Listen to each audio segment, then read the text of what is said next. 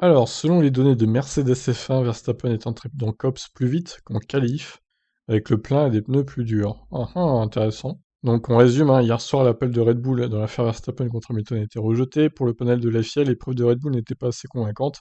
Elles ont surtout été créées plutôt que découvertes. Les commissaires notant que Red Bull est même allé jusqu'à utiliser Alexander Albon au cours d'une journée de roulage de tournage publicitaire avec la RB15 pour reproduire les trajectoires du crash. Ouais, ça c'est extraordinaire quand même. Red Bull a également utilisé une comparaison des données GPS sur la manœuvre de dépassement d'Hamilton contre Leclerc au virage de Copse à la fin de la course. Mais Mercedes a présenté un autre argument très fort.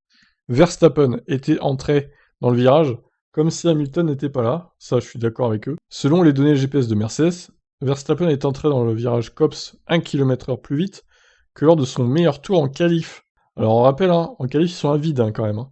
Là, il avait 100 kg de plus dans la voiture en essence et des pneus plus durs en plus. Donc suite à ça, Mercedes estime que Verstappen n'aurait pas pu prendre son virage correctement, sans ralentir après la corde ou sans passer par la zone asphaltée.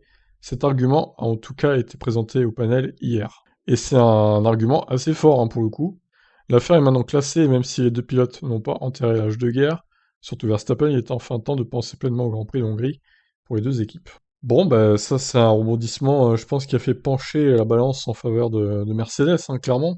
Vous allez pas me faire croire que Verstappen aurait pris le virage normalement en étant aussi rapide. Bon, 1 km/h, on peut dire qu'il était aussi rapide qu'en qualif, du coup, malgré les pneus durs et 100 kilos en plus dans la voiture. Ouais, donc clairement, on peut pas reprocher totalement la faute à Hamilton, hein. Je pense que c'est clair et net maintenant. Voilà, bah, je vous laisse commenter cette nouvelle. Qu'est-ce que vous en pensez de cette révélation? Ciao, ciao.